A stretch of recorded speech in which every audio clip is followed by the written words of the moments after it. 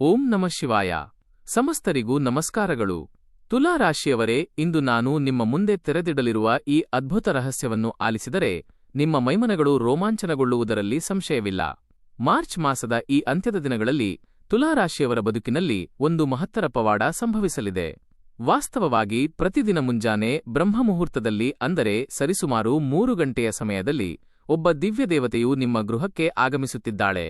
ನಿಮ್ಮ ಮನೆಯ ಒಟ್ಟು ಶಕ್ತಿ ಸಂಚಯನವು ಈಗ ಸಂಪೂರ್ಣವಾಗಿ ಬದಲಾಗುತ್ತಿದೆ ಎಂಬುದು ನಿಮಗೆ ತಿಳಿದಿದೆಯೇ? ಆ ದೇವಿಯು ನಿಮ್ಮಿಂದ ಒಂದು ಸಣ್ಣದಾದ ಆದರೆ ಶ್ರೇಷ್ಠವಾದ ಸಮರ್ಪಣೆಯನ್ನು ಬಯಸುತ್ತಿದ್ದಾಳೆ. ಈ ಮಾಹಿತಿಯಲ್ಲಿ ನೀವು ಆ ಪವಿತ್ರ ವಸ್ತುವನ್ನು ದೇವಿಗೆ ಅರ್ಪಿಸದಿದ್ದರೆ ನಿಮ್ಮ ಸಂಸಾರಕ್ಕೆ ಎಂತಹ ಸಂಕಷ್ಟ ಬರಬಹುದು ಎಂಬ ವಿವರಗಳನ್ನು ನೀಡಲಿದ್ದೇವೆ. ಒಂದು ವೇಳೆ ನೀವು ಅವಳ ಇಚ್ಛೆಯನ್ನು ಪೂರೈಸಿದರೆ ನಿಮ್ಮ ಜೀವನವು ಹೇಗೆ ದಿವ್ಯವಾಗಿ ರೂಪಾಂತರಗೊಳ್ಳುತ್ತದೆ ಎಂಬುದನ್ನು ನೋಡೋಣ. ತುಲಾ ರಾಶಿಯವರೇ, ಈ ದೈವಿಕ ಸಂದೇಶವನ್ನು ಅರ್ಧದಲ್ಲೇ ಬಿಟ್ಟುಕೊಡಬೇಡಿ.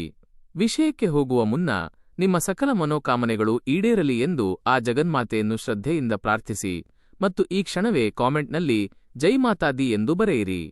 ಅಲ್ಲದೆ ಈ ಜ್ಞಾನಯುಕ್ತ ಮಾಹಿತಿಯನ್ನು ಈಗಲೇ ಲೈಕ್ ಮಾಡಿ ಮತ್ತು ನಮ್ಮ ಚಂದಾದಾರರಾಗಿ. ನಿಮ್ಮ ಸಹಕಾರವಿದ್ದರೆ ಮಾತ್ರ ನಾವು ಇಂತಹ ಸತ್ಯಗಳನ್ನು ನಿಮ್ಮ ಮುಂದೆ ತರಲು ಸಾಧ್ಯ. ಇಡೀ ಸೃಷ್ಟಿಯು ಗಾಢವಾದ ನಿದ್ರೆಯಲ್ಲಿದ್ದಾಗ, ಪ್ರಕೃತಿಯಲ್ಲಿ ಸ್ತಬ್ಧತೆ ಆವರಿಸಿರುವಾಗ, ಅಂದರೆ ಬೆಳಗಿನ ಜಾವ ಸರಿಯಾಗಿ 3 ಗಂಟೆಗೆ ನಿಮ್ಮ ಮನೆಯ ಮುಚ್ಚಿದ ದ್ವಾರಗಳ ಮೂಲಕ ಒಂದು ದೈವಿಕ ಸ್ಪಂದನವು ಪ್ರವೇಶಿಸುತ್ತದೆ. ನೀವು ಈ ಅನುಭವವನ್ನು ಎಂದಾದರೂ ಪಡೆದಿದ್ದೀರಾ? ಮುಂಜಾನೆ 3 ಗಂಟೆಯ ಸುಮಾರಿಗೆ ನಿಮ್ಮ ಕೊಠಡಿಯ ತಾಪಮಾನದಲ್ಲಿ ಹಠಾತ್ ವ್ಯತ್ಯಾಸವಾಗುವುದು ಅಥವಾ ಒಂದು ರೀತಿಯ ದಿವ್ಯ ಶಾಂತಿಯು ನಿಮ್ಮನ್ನು ಆವರಿಸುವುದು ಆಕಸ್ಮಿಕವಲ್ಲ. ಇದು ಸಾಕ್ಷಾತ್ ದೇವಿಯು ನಿಮ್ಮ ಮನೆಗೆ ಪಾದಾರ್ಪಣೆ ಮಾಡಿದ್ದಾಳೆ ಎಂಬುದರ ದೃಢವಾದ ಸಂಕೇತ. ಚೈತ್ರ ನವರಾತ್ರಿಯ ಪುಣ್ಯಕಾಲವು ಸಮೀಪಿಸುತ್ತಿದೆ. ಆದ್ದರಿಂದ ತುಲಾ ರಾಶಿಯವರು ಈಗ ಅತೀವ ಜಾಗರೂಕರಾಗಿರುವುದು ಕ್ಷೇಮ. ತಿಳಿಯದೆಯೇ ನೀವು ಆ ದೇವಿಯನ್ನು ಅಸಮಾಧಾನಗೊಳಿಸಿದ್ದೀರಾ? ಅಂತಹ ಸಂದರ್ಭದಲ್ಲಿ ನಿಮ್ಮ ಕುಟುಂಬದ ಒಗ್ಗಟ್ಟು ಮಾಯವಾಗಬಹುದು. ನೀವು ಅನುಭವಿಸುತ್ತಿರುವ ಆನಂದವೂ ಮಾಯವಾಗಿ ಆರ್ಥಿಕ ಮುಗ್ಗಟ್ಟುಗಳು ನಿಮ್ಮನ್ನು 4 ಕಡೆಯಿಂದ ಸುತ್ತುವರಿಯಬಹುದು. ಆದರೆ ದೇವಿಯು ನೀಡುತ್ತಿರುವ ಈ ಅದೃಶ್ಯ ಸುಳಿವನ್ನು ಅರ್ಥಮಾಡಿಕೊಂಡು ಅವಳು ಪ್ರೀತಿಯಿಂದ ಅಪೇಕ್ಷಿಸುವ ಆ ಒಂದು ಚಿಹ್ನೆಯನ್ನು ನೀವು ತೋರಿದರೆ, ಇಷ್ಟು ದಿನ ಕಷ್ಟದ ಸುಳಿಯಲ್ಲಿದ್ದ ನಿಮ್ಮ ಜೀವನವು ಕಣ್ಣಿನ ರೆಪ್ಪೆ ಮುಚ್ಚಿ ತೆಗೆಯುವುದರೊಳಗೆ ಸುಂದರ ನಂದನವನವಾಗಿ ಬದಲಾಗುತ್ತದೆ. ಪ್ರಸ್ತುತ ತುಲಾ ರಾಶಿಯವರು ಮಾನಸಿಕ ಒತ್ತಡ, ದೈಹಿಕ ಅಸ್ವಸ್ಥತೆ ಮತ್ತು ಹಣಕಾಸಿನ ಮುಗ್ಗಟ್ಟುಗಳಿಂದ ಬಳಲುತ್ತಿದ್ದಾರೆ. ಇದಕ್ಕೆ ಅಸಲಿ ಕಾರಣವೇನು? ದೇವಿಯು ನಿಮ್ಮಿಂದ ಏನನ್ನು ನಿರೀಕ್ಷಿಸುತ್ತಿದ್ದಾಳೆ ಮತ್ತು ಅವಳು ಸರಿಯಾಗಿ 3 ಗಂಟೆಗೆ ಏಕೆ ಆಗಮಿಸುತ್ತಾಳೆ? ಮಿತ್ರರೇ, ಕಳೆದ ಕೆಲವು ಸಮಯದಿಂದ ನಿಮ್ಮ ವೈರಿಗಳು ನಿಮ್ಮ ಏಳಿಗೆಯನ್ನು ಸಹಿಸದೆ ನಿಮ್ಮ ವಿರುದ್ಧ ಅತ್ಯಂತ ಭೀಕರವಾದ ಶತ್ರು ಸಂಹಾರ ತಂತ್ರಗಳನ್ನು ಮತ್ತು ನಕಾರಾತ್ಮಕ ಪ್ರಯೋಗಗಳನ್ನು ಮಾಡುತ್ತಿದ್ದಾರೆ. ಇವರು ಎಲ್ಲೋ ದೂರದವರಲ್ಲ, ನಿಮ್ಮ ಮನೆಯಲ್ಲೇ ಅತಿಥಿಗಳಾಗಿ ಬಂದು ಕುಳಿತು ನಿಮ್ಮ ಅನ್ನವನ್ನೇ ಉಣ್ಣುತ್ತಾ ನಿಮ್ಮ ಮಕ್ಕಳೊಂದಿಗೆ ಪ್ರೀತಿಯಿಂದ ಮಾತಾಡುವವರೇ ನಿಮ್ಮ ನಾಶಕ್ಕೆ ಹೊಂಚು ಹಾಕುತ್ತಿದ್ದಾರೆ. ನಿಮ್ಮ ಹಳೆಯ ದಿನಗಳನ್ನು ಒಮ್ಮೆ ಸ್ಮರಿಸಿಕೊಳ್ಳಿ. ಎಷ್ಟೋ ಬಾರಿ ನೀವು ಅಪಾಯದಂಚಿಗೆ ಹೋಗಿ ಪವಾಡದಂತೆ ಪಾರಾಗಿ ಬಂದಿದ್ದೀರಿ. ನಿಮ್ಮ ವಾಣಿಜ್ಯ ವ್ಯವಹಾರವು ಪಾತಾಳಕ್ಕೆ ಇಳಿಯುವಾಗ, ನಿಮ್ಮ ಮಾನಮರ್ಯಾದೆ ಹರಾಜಾಗುವ ಘಳಿಗೆಯಲ್ಲಿ ಯಾವುದೋ ಗುಪ್ತ ಶಕ್ತಿ ನಿಮ್ಮನ್ನು ಮೇಲೆತ್ತಿದೆ. ಆ ಅದೃಶ್ಯ ರಕ್ಷಣಾ ಕವಚ ಬೇರೆ ಯಾರೂ ಅಲ್ಲ, ಪ್ರತಿದಿನ ಬೆಳಿಗ್ಗೆ ನಿಮ್ಮನ್ನು ಸಂದರ್ಶಿಸುವ ಆ ದೇವತೆಯೇ ಆಗಿದ್ದಾಳೆ. ಅವಳು ನಿಮ್ಮ ಮೇಲೆ ಪ್ರಯೋಗಿಸಲಾದ ಎಲ್ಲಾ ಕೆಟ್ಟ ಶಕ್ತಿಗಳನ್ನು ಗುರಾಣಿಯಂತೆ ತಡೆಯುತ್ತಿದ್ದಾಳೆ. ಆದರೆ ಈಗ ಆ ತಾಯಿಯು ನಿಮ್ಮ ಮೇಲೆ ಅಸಮಾಧಾನಗೊಂಡಿದ್ದಾಳೆ. ತುಲಾ ರಾಶಿಯವರೇ, ವರ್ಷಗಳಿಂದ ಯಾರಿಗೂ ತಿಳಿಯದ ಗುಪ್ತ ರಹಸ್ಯವನ್ನು ನಾನು ಇಂದು ನಿಮಗಾಗಿ ಬಹಿರಂಗಪಡಿಸುತ್ತಿದ್ದೇನೆ. ಕಟು ಸತ್ಯವೇನೆಂದರೆ, ನಿಮ್ಮ ಶತ್ರುಗಳು ನಿಮ್ಮ ಬೆನ್ನಿಗೆ ಇರಿಯಲು ಕಪ್ಪು ಮಂತ್ರಗಳಂತಹ ಭೀಕರ ಪ್ರಯೋಗಗಳನ್ನು ಮಾಡುತ್ತಿದ್ದಾರೆ. ಇವರು ಅಪರಿಚಿತರಲ್ಲ, ನಿಮ್ಮೊಂದಿಗೆ ನಗುನಗುತ್ತಾ ಬೆರೆಯುವವರೇ ಆ ಅಘೋರಿಗಳಿಗೆ ಹಣ ನೀಡಿ ನಿಮ್ಮ ಸರ್ವನಾಶಕ್ಕೆ ಸಂಚು ರೂಪಿಸಿದ್ದಾರೆ. ಒಮ್ಮೆ ನಿಮ್ಮ ಹಿಂದಿನ ಘಟನೆಗಳನ್ನು ಮೆಲುಕು ಹಾಕಿ. ಸಾವು ನಿಮ್ಮ ಅತಿ ಹತ್ತಿರಕ್ಕೆ ಬಂದು ಹೋದ ಪ್ರಸಂಗಗಳು ನೆನಪಿದೆಯೇ? ವ್ಯವಹಾರ ಮುಳುಗಿತು, ಕೆಲಸ ಹೋಯಿತು, ಇನ್ನು ಬೀದಿಗೆ ಬರುವುದೇ ಗತಿ ಎಂದು ನೀವು ಹತಾಶರಾದಾಗ ಇದ್ದಕ್ಕಿದ್ದಂತೆ ಸಂಭವಿಸಿದ ಆ ಬದಲಾವಣೆ ಕೇವಲ ಆಕಸ್ಮಿಕವಲ್ಲ. ಎಂತಹ ಸಂಕಷ್ಟದ ನಡುವೆಯೂ ನೀವು ಕುಸಿಯದಂತೆ ನೋಡಿಕೊಂಡವರು ಯಾರು? ಆ ನಕಾರಾತ್ಮಕ ಶಕ್ತಿಗಳ ಜೊತೆ ಹೋರಾಡಿ ನಿಮ್ಮನ್ನು ಕಾಪಾಡಿದವರು ಯಾರು? ಆ ರಹಸ್ಯವನ್ನೇ ನಾನು ಈಗ ಹೇಳುತ್ತಿದ್ದೇನೆ. ನಿಮ್ಮ ಶತ್ರುಗಳು ನಿಮ್ಮ ಮನೆಯ ಮೇಲೆ ಎಸೆದ ಆ ಭಸ್ಮ ಮತ್ತು ಮಂತ್ರದ ಪ್ರಭಾವವನ್ನು ಹೋಗಲಾಡಿಸಲು ಪ್ರತಿ ನಿಶೆಯಲ್ಲೂ ನಿಮ್ಮ ಮನೆಗೆ ಬಂದ ದೇವತೆ ಅವಳೇ. ಕತ್ತಲೆಯ ಹೊತ್ತಿನಲ್ಲಿ ಅವಳು ಮನೆಯೊಳಗೆ ಬಂದು ಅಲ್ಲಿ ಅಡಗಿರುವ ದುಷ್ಟಪ್ರೇತ ಶಕ್ತಿಗಳೊಂದಿಗೆ ಯುದ್ಧ ಮಾಡಿ ಅವರನ್ನು ಭಸ್ಮ ಮಾಡುತ್ತಾಳೆ. ಆದರೆ ಮಿತ್ರರೇ, ಈ ಉಪಕಾರಕ್ಕೆ ಪ್ರತಿಯಾಗಿ ಆ ದೇವಿಯು ನಿಮ್ಮಿಂದ ಕೇವಲ ಒಂದು ಪುಟ್ಟ ವಿಷಯವನ್ನು ಆಶಿಸುತ್ತಾಳೆ. ಅದರ ಅರಿವಿಲ್ಲದೆ ನೀವು ವರ್ಷಗಳಿಂದ ಅವಳನ್ನು ನಿರ್ಲಕ್ಷಿಸಿದ್ದೀರಿ. ನಿಮ್ಮ ಮಕ್ಕಳು ಸಂಕಟದಲ್ಲಿದ್ದಾಗ ತಾಯಿ ಸುಮ್ಮನೆ ಇರಲು ಸಾಧ್ಯವೇ? ಅವಳು ನಿಮ್ಮ ಅಂತರಂಗದ ಮನೆಗೆ ಬಂದು ನೆಲೆಸಲು ಬಯಸುತ್ತಿದ್ದಾಳೆ. ಆದರೆ ನಿಮ್ಮ ಅಜ್ಞಾನದ ಕಾರಣದಿಂದ ಅವಳನ್ನು ಮನೆಯ ಹೊರಗೆ ನಿಲ್ಲಿಸಿದ್ದೀರಿ. ನಿಮ್ಮ ಈ ನಿರ್ಲಕ್ಷ್ಯವೇ ತಾಯಿಯ ಕೋಪಕ್ಕೆ ಕಾರಣವಾಗಿದೆ. ಅದಕ್ಕಾಗಿಯೇ ಇತ್ತೀಚಿನ ದಿನಗಳಲ್ಲಿ ನಿಮ್ಮ ಸಂಕಟಗಳು ಉಲ್ಬಣಿಸಿವೆ. ಧನಾಗಮನವು ಕ್ಷೀಣಿಸಿದೆ. ಬಂದ ಹಣವು ಅನಾರೋಗ್ಯ ಮತ್ತು ಅನಿರೀಕ್ಷಿತ ನಷ್ಟಗಳಿಗೆ ನೀರಿನಂತೆ ಹರಿದು ಹೋಗುತ್ತಿದೆ. ಸಂಸಾರದಲ್ಲಿ ಅತಿ ಸಣ್ಣ ಕಾರಣಗಳಿಗೂ ಕಲಹ ಉಂಟಾಗಿ ದಂಪತಿಗಳ ನಡುವೆ ವಿರಸ ಮೂಡುತ್ತಿದೆ. ಪೂರ್ಣಗೊಳ್ಳಬೇಕಾದ ಕೆಲಸಗಳು ಅಂತಿಮ ಹಂತದಲ್ಲಿ ಕೈತಪ್ಪುತ್ತಿವೆ. ನಿಮ್ಮ ಭಾಗ್ಯಕ್ಕೆ ಯಾರೋ ಕಬ್ಬಿಣದ ಸಂಕೋಲೆ ಹಾಕಿದ್ದಾರೆ ಎಂದು ನಿಮಗೆ ಅನ್ನಿಸುತ್ತಿದೆಯೇ? ಇದಕ್ಕೆ ಮುಖ್ಯ ಕಾರಣ ನಿಮ್ಮನ್ನು ಕಾಯುವ ದೇವಿಯ ಅತೃಪ್ತಿ. ನೀವು ಅಜಾಗರೂಕತೆಯಿಂದ ಮಾಡಿದ ಸಣ್ಣ ತಪ್ಪುಗಳು ತಾಯಿಯ ಮನಸ್ಸನ್ನು ನೋಯಿಸಿವೆ. ಹಾಗಾದರೆ ಆ ದೇವಿಯನ್ನು ಮರಳಿ ಪ್ರಸನ್ನಗೊಳಿಸುವುದು ಹೇಗೆ? ಅವಳು ಬಯಸುತ್ತಿರುವ ಆ ಪವಿತ್ರ ವಸ್ತು ಯಾವುದು ಎಂಬುದನ್ನು ತಿಳಿಯೋಣ. ತುಲಾರಾಶಿಯವರೇ, ವಾಸ್ತವವನ್ನು ಗ್ರಹಿಸಲು ಪ್ರಯತ್ನಿಸಿ. ನಿಮ್ಮ ಕೆಲವು ತಪ್ಪು ನಡವಳಿಕೆಗಳು ಮನೆಯಲ್ಲಿರುವ ದೈವಿಕ ಶಕ್ತಿಯನ್ನು ಕಳಾಹೀನಗೊಳಿಸಿವೆ. ಅದಕ್ಕಾಗಿಯೇ ಆ ಶಕ್ತಿಯು ಈಗ ನಿಮ್ಮಿಂದ ತುಸು ಅಂತರ ಕಾಯ್ದುಕೊಂಡಿದೆ. ಆದರೆ ಈಗ ಒಂದು ಮಹತ್ತರ ಅವಕಾಶ ನಿಮ್ಮ ಬಾಗಿಲಿಗೆ ಬಂದಿದೆ. ಈ ಚೈತ್ರ ನವರಾತ್ರಿಯು ಸಾಮಾನ್ಯ ಕಾಲವಲ್ಲ. ಬ್ರಹ್ಮಾಂಡದ ಸಕಲ ಗ್ರಹಗತಿಗಳು ತಮ್ಮ ದಿಕ್ಕನ್ನು ಬದಲಿಸುತ್ತಿವೆ. ಶನಿದೇವನು ಈಗ ತನ್ನ ಸಂಚಾರದ ಪಥವನ್ನು ಬದಲಿಸುತ್ತಿದ್ದಾನೆ. ಸೂರ್ಯನ ತೇಜಸ್ಸು ನಿಮ್ಮ ರಾಶಿಯ ಮೇಲೆ ಬೀರಲಿದೆ. ಇದು ಸಾಧಕರಿಗೆ ಸಿದ್ಧಿಯನ್ನು ನೀಡುವ ಕಾಲ. ದೇವತೆಗಳು ಭೂಮಿಗೆ ಇಳಿದು ಬರುವ ಇಂತಹ ಪವಿತ್ರ ಘಳಿಗೆಯಲ್ಲಿ ತಾಯಿ ತನ್ನ ಅನುಗ್ರಹವನ್ನು ಸುರಿಸಲಿದ್ದಾಳೆ. ನೆನಪಿಡಿ, ದೇವಿಯು ಹಸುವಿನ ರೂಪದಲ್ಲಿಯೋ ಅಥವಾ ಮುಗ್ಧ ಬಾಲಕಿಯ ರೂಪದಲ್ಲಿಯೋ ನಿಮ್ಮ ಮನೆಗೆ ಬರಬಹುದು.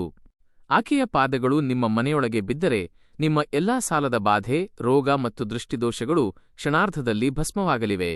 ಪ್ರತಿ ರಾತ್ರಿ ನಿಮ್ಮ ಮನೆಗೆ ಬರುವ ಆ ಶಕ್ತಿಯನ್ನು ಗುರುತಿಸುವುದು ಹೇಗೆ? ಅವಳು ಬಯಸುತ್ತಿರುವ ಆ ಸಣ್ಣ ಗೌರವ ಯಾವುದು ಎಂಬುದನ್ನು ಅರಿಯುವುದು ಅತಿ ಮುಖ್ಯ.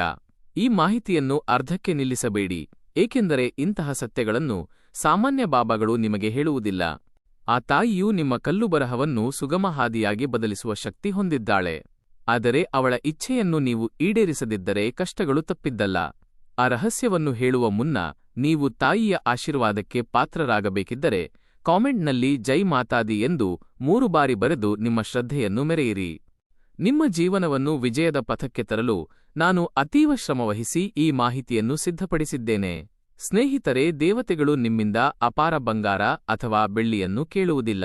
ಅವರು ಕೇವಲ ನಿಮ್ಮ ಭಾವಶುದ್ಧಿಗೆ ಶರಣಾಗುತ್ತಾರೆ. ಮುಪ್ಪಿನಲ್ಲಿ ನಾವು ನಮ್ಮ ಪೋಷಕರನ್ನು ಹೇಗೆ ಗೌರವದಿಂದ ಕಾಣುತ್ತೇವೆಯೋ ಹಾಗೆಯೇ ನಮ್ಮ ಕುಲದೈವ ಮತ್ತು ಗೃಹದೇವತೆಯನ್ನು ಅಷ್ಟೇ ಪ್ರೀತಿಯಿಂದ ಪೂಜಿಸಬೇಕು. ತನ್ನ ಮಕ್ಕಳು ತನ್ನನ್ನು ಸ್ಮರಿಸಿ ಹೃದಯಾಂತರಾಳದಿಂದ ಕರೆಯಬೇಕೆಂಬ ತಾಯಿಯ ಆಸೆ ನ್ಯಾಯೋಚಿತವಾಗಿದೆ. ಈ ಚೈತ್ರ ನವರಾತ್ರಿಯ ಮಹಾಸಂಯೋಗವು ನಿಮ್ಮ ಅದೃಷ್ಟದ ಮುಚ್ಚಿದ ಬಾಗಿಲುಗಳನ್ನು ಶಾಶ್ವತವಾಗಿ ತೆರೆಯಲಿದೆ. 100 ವರ್ಷಗಳಿಗೊಮ್ಮೆ ಬರುವ ಇಂತಹ ಸುವರ್ಣ ಕ್ಷಣಗಳನ್ನು ವ್ಯರ್ಥ ಮಾಡಬೇಡಿ. ಆ ಗುಪ್ತ ದೇವತೆಯ ಕೃಪೆ ಈಗ ನಿಮಗೆ ಲಭ್ಯವಿದೆ. ತುಲಾರಾಶಿಯವರೇ, ರಾಜಯೋಗವು ನಿಮ್ಮ ಹೊಸ್ತಿಲಲ್ಲಿದೆ. ಆ ತಾಯಿಗೆ ನಿಮ್ಮ ಸಂಪತ್ತು ಬೇಡ, ಬದಲಾಗಿ ನಿಮ್ಮ ಅಲ್ಪ ಪ್ರೀತಿ ಮತ್ತು ಮಾನ್ಯತೆ ಬೇಕು. ಮಕ್ಕಳು ಒಂದು ಲೋಟ ನೀರನ್ನು ನೀಡಿದರೂ ತಾಯಿ ಸಂಭ್ರಮಿಸುವಂತೆ ಆ ದೈವಿಕ ಶಕ್ತಿಯು ನಿಮ್ಮಿಂದ ಆತ್ಮೀಕ ಸ್ವಾಗತವನ್ನು ಬಯಸುತ್ತದೆ. ನಕ್ಷತ್ರಗಳ ಈ ಅದ್ಭುತ ಚಲನೆಯು ಈಗ ನಿಮ್ಮ ಪರವಾಗಿದೆ. ಈ ಪುಣ್ಯಕಾಲದಲ್ಲಿ ನೀವು ಆ ದೇವಿಯ ಬೆಂಬಲ ಪಡೆದರೆ ನಿಮ್ಮ 7 ತಲೆಮಾರುಗಳು ಕುಳಿತು ತಿಂದರೂ ಮುಗಿಯದಷ್ಟು ಸಮೃದ್ಧಿ ನಿಮ್ಮದಾಗುತ್ತದೆ. ನಿಮ್ಮ ಶತ್ರುಗಳು ನಿಮ್ಮ ಬೆಳವಣಿಗೆಯನ್ನು ಕಂಡು ಬೆಚ್ಚಿಬೀಳಲಿದ್ದಾರೆ. ಅದಕ್ಕಾಗಿಯೇ ನಾನು ನಿಮ್ಮನ್ನು ಮುಂಚಿತವಾಗಿ ಎಚ್ಚರಿಸುತ್ತಿದ್ದೇನೆ. ಈ ಸುಸಂದರ್ಭ ಮರಳಿನಂತೆ ಕೈಜಾರಿ ಹೋಗದಂತೆ ನೋಡಿಕೊಳ್ಳಿ. ಪೂರ್ಣ ನಂಬಿಕೆಯಿಂದ ಕಾಮೆಂಟ್ ಮಾಡುವವರಿಗೆ ಮುಂದಿನ 24 ಗಂಟೆಗಳಲ್ಲಿ ಯಾವುದಾದರೂ ಒಂದು ಶುಭವಾರ್ತೆ ಲಭಿಸುವುದು ಖಚಿತ. ನಿಮ್ಮ ದಾರಿದ್ರ್ಯದ ಬೀಗಗಳು ಮುರಿದು ಹೋಗುವ ಕಾಲ ಬಂದಿದೆ. ಈಗ ನಾನು ಹೇಳಲಿರುವ ಮಾತುಗಳನ್ನು ಎದೆಯಲ್ಲಿಟ್ಟುಕೊಳ್ಳಿ. ಪ್ರತಿ ರಾತ್ರಿಯೂ ಅತೀವ ನಿಗೂಢವಾಗಿರುತ್ತದೆ. ನಾವು ನಿದ್ರಿಸಿದಾಗ ನಮ್ಮ ಪ್ರಜ್ಞೆ ಜಾಗೃತವಾಗಿರುತ್ತದೆ. ಆ ಸಮಯದಲ್ಲಿ ಕೋಟ್ಯಂತರ ಸೂಕ್ಷ್ಮ ಶಕ್ತಿಗಳು ನಮ್ಮ ಸುತ್ತಲೂ ಸಂಚರಿಸುತ್ತವೆ. ಅವುಗಳಲ್ಲಿ ಕೆಲವು ದೈವಿಕವಾಗಿದ್ದರೆ ಇನ್ನು ಕೆಲವು ರಾಕ್ಷಸೀಯ ಪ್ರವೃತ್ತಿಯವು. ನಡುರಾತ್ರಿ 2 ರಿಂದ 5 ಗಂಟೆಯ ನಡುವೆ ಇದ್ದಕ್ಕಿದ್ದಂತೆ ಎಚ್ಚರವಾಗುವುದು, ಹೃದಯ ಬಡಿತ ಹೆಚ್ಚಾಗುವುದು ಅಥವಾ ಯಾರೋ ನೋಡುತ್ತಿರುವಂತೆ ಭಾಸವಾಗುವುದು ಕೇವಲ ಒತ್ತಡವಲ್ಲ. ಇದರ ಹಿಂದೆ ಆಧ್ಯಾತ್ಮಿಕ ರಹಸ್ಯವಿದೆ. ಒಂದು ಶಕ್ತಿ ನಿಮ್ಮನ್ನು ಜಾಗೃತಗೊಳಿಸಲು ಪ್ರಯತ್ನಿಸುತ್ತಿದೆ. ಆ ಬ್ರಹ್ಮಮುಹೂರ್ತದಲ್ಲಿ ಶಕ್ತಿಗಳು ಉತ್ತುಂಗದಲ್ಲಿರುತ್ತವೆ. ಈಗ ಆ ಸಂಕೇತಗಳ ಬಗ್ಗೆ ವಿವರವಾಗಿ ತಿಳಿಯೋಣ. ತುಲಾರಾಶಿಯವರೇ, ಬ್ರಹ್ಮಮುಹೂರ್ತದಲ್ಲಿ ನಿಮಗೆ ಎಚ್ಚರವಾದಾಗ ಆತಂಕದ ಬದಲು ಒಂದು ದಿವ್ಯ ಶಾಂತಿಯ ಅನುಭವವಾದರೆ, ಅಥವಾ ಕನಸಿನಲ್ಲಿ ಪವಿತ್ರ ಜಲಪಾತ, ಹಸು ಅಥವಾ ಕೆಂಪು ವಸ್ತ್ರಧಾರಿಣಿಯಾದ ಮುತ್ತೈದೆಯನ್ನು ಕಂಡರೆ ಸಂತೋಷಪಡಿ. ದೈವಿಕ ಶಕ್ತಿಯು ನಿಮ್ಮ ಮನೆಯನ್ನು ಪ್ರವೇಶಿಸಿದೆ ಎಂದರ್ಥ. ಆ ಶಕ್ತಿಯೇ ನಿಮ್ಮ ಕುಲದೇವತೆ. ನಾವು ಕಟ್ಟಿದ ಈ ಭೌತಿಕ ಮನೆ ನಮಗೆ ಸೇರಿದ್ದು ಎಂದು ನಾವು ಬೀಗುತ್ತೇವೆ. ಆದರೆ ವಾಸ್ತವದಲ್ಲಿ ಅದು ಆ ದೇವತೆಗೆ ಸೇರಿದ್ದು. ನಿಮ್ಮ ಶತ್ರುಗಳು ನಿಮ್ಮ ಮೇಲೆ ಕೆಟ್ಟ ಪ್ರಯೋಗಗಳನ್ನು ಮಾಡಿದಾಗ ಆ ತಾಯಿ ಎಲ್ಲವನ್ನೂ ತಾನೇ ಹೊತ್ತುಕೊಂಡು ನಿಮಗೆ ಗಾಯವಾಗದಂತೆ ಕಾಪಾಡಿದ್ದಾಳೆ. ಆದರೆ ದುರದೃಷ್ಟವಶಾತ್ ಈಗ ಆ ತಾಯಿಯ ಕಳೆ ಮನೆಯಲ್ಲಿ ಕುಂದಿದೆ. ಅವಳು ಪ್ರತಿನಿತ್ಯ ಬರಲು ಸಿದ್ಧಳಿದ್ದರೂ ಮನೆಯಲ್ಲಿರುವ ಕಲಹ ಮತ್ತು ಅಶಾಂತಿಯನ್ನು ಕಂಡು ವಾಪಸ್ ಹೋಗುತ್ತಿದ್ದಾಳೆ. ತುಲಾರಾಶಿಯವರೇ, ಮಾರ್ಚ್ ಅಂತ್ಯದ ಈ ನವರಾತ್ರಿಯ ಸಮಯದಲ್ಲಿ ನಿಮ್ಮ ಕುಲದೇವಿಯು ನವದುರ್ಗೆಯ ರೂಪದಲ್ಲಿ ಬರುತ್ತಾಳೆ. ಈ ಸಂದರ್ಭದಲ್ಲಿ ನಿಮ್ಮ ಬದುಕಿನಲ್ಲಿ 6 ಮಹತ್ವದ ಬದಲಾವಣೆಗಳು ಸಂಭವಿಸಲಿವೆ. ಮೊದಲನೆಯದಾಗಿ, ನಿಮ್ಮ ಆರ್ಥಿಕ ಸ್ಥಿತಿಯಲ್ಲಿ ಹಠಾತ್ ಚೇತರಿಕೆ ಕಂಡುಬರುತ್ತದೆ. ಸಾಲದ ಬಾಧೆಯಿಂದ ಮುಕ್ತಿ ಪಡೆಯಲು ಹೊಸ ದಾರಿಗಳು ತೆರೆಯುತ್ತವೆ. ಉದ್ಯೋಗದಲ್ಲಿ ಬಡ್ತಿ ಅಥವಾ ವ್ಯಾಪಾರದಲ್ಲಿ ಭರ್ಜರಿ ಲಾಭದಂತಹ ಪವಾಡಗಳು ಜರುಗುತ್ತವೆ. ಸಂಪತ್ತು ನಿಮ್ಮತ್ತ ಆಕರ್ಷಿತವಾಗುತ್ತದೆ. ಈ ವೇಳೆ ಜಾಗರೂಕರಾಗಿರಿ. ಯಾರಾದರೂ ಆಪ್ತರಂತೆ ಬಂದು ಸಾಲ ಕೇಳಿದರೆ ಅಥವಾ ಹಣದ ಆಮಿಷ ಒಡ್ಡಿದರೆ ಮೋಸ ಹೋಗಬೇಡಿ. ರಾತ್ರಿ ವೇಳೆ ಭಯಾನಕ ಕನಸುಗಳು, ಹಲ್ಲು ಉದುರುವುದು ಅಥವಾ ಕಪ್ಪು ಆಕೃತಿ ಕಾಣಿಸಿಕೊಳ್ಳುವುದು ಕೆಟ್ಟ ಶಕ್ತಿಯ ಪ್ರಭಾವವನ್ನು ಸೂಚಿಸುತ್ತದೆ. ಇಂತಹ ಸಮಯದಲ್ಲಿ ಮಲಗುವ ಮುನ್ನ ಮನೆಯ ಮೂಲೆಗಳಲ್ಲಿ ಧೂಪದ ಹೊಗೆಯನ್ನು ಹರಡಿ. ದಿಂಬಿನ ಕೆಳಗೆ ಕಬ್ಬಿಣದ ಸಣ್ಣ ವಸ್ತುವನ್ನು ಇರಿಸಿ. ಇನ್ನು ಹಿರಿಯರು ಅಥವಾ ಅಜ್ಜ-ಅಜ್ಜಿಯರು ಕನಸಿನಲ್ಲಿ ಬಂದರೆ ಅದು ಅವರ ಆಶೀರ್ವಾದದ ಸಂಕೇತ. ಅವರಿಗೆ ನಮಿಸಿ ಗೋವಿಗೆ ಆಹಾರ ನೀಡಿ. ಮೂರನೆಯದಾಗಿ, ದೈವಿಕ ಶಕ್ತಿಯು ಮನೆಗೆ ಬಂದಾಗ ಆರಂಭದಲ್ಲಿ ಸಣ್ಣ ಅಸ್ವಸ್ಥತೆ ಅಥವಾ ಜ್ವರದಂತಹ ಅನುಭವವಾಗಬಹುದು. ಇದಕ್ಕೆ ಹೆದರಬೇಡಿ. ಇದು ದೇಹದೊಳಗಿರುವ ನಕಾರಾತ್ಮಕ ಶಕ್ತಿಯು ಹೊರಹೋಗುತ್ತಿರುವ ಲಕ್ಷಣ. ನಾಲ್ಕನೆಯ ಬದಲಾವಣೆಯೆಂದರೆ, ನ್ಯಾಯಾಲಯದಲ್ಲಿ ಬಾಕಿಯಿರುವ ಪ್ರಕರಣಗಳು ಅಥವಾ ಆಸ್ತಿ ವಿವಾದಗಳು ಶೀಘ್ರವಾಗಿ ಬಗೆಹರಿಯುತ್ತವೆ. 5 ವರ್ಷಗಳ ಕೆಲಸವು 5 ದಿನಗಳಲ್ಲಿ ಆಗಬಹುದು. 5ನೆಯ ಬದಲಾವಣೆ ಎಂದರೆ ಶತ್ರುಗಳ ವಿನಾಶ. ನಿಮ್ಮ ಕೆಟ್ಟದ್ದನ್ನು ಬಯಸಿದವರು ತಾವೇ ಮಾಡಿದ ಸಂಚಿನಲ್ಲಿ ತಾವೇ ಸಿಲುಕಿಕೊಳ್ಳುತ್ತಾರೆ. ಅವರು ನಿಮ್ಮ ಮನೆ ಬಾಗಿಲಿಗೆ ಬಂದು ಕ್ಷಮೆ ಕೇಳುವ ದಿನಗಳು ಹತ್ತಿರ ಇವೆ. ಆದರೆ ಅಂತಹವರನ್ನು ಮತ್ತೆ ನಂಬಬೇಡಿ. 6ನೆಯ ಬದಲಾವಣೆ ಎಂದರೆ, ನಿಮ್ಮ ಮನೆಯಲ್ಲೇ ಯಾವುದೋ ದಿವ್ಯ ಸುಗಂಧದ ಅನುಭವವಾಗುವುದು. ಇದು ದೇವಿಯ ಆಗಮನದ ಅಂತಿಮ ಮುದ್ರೆ.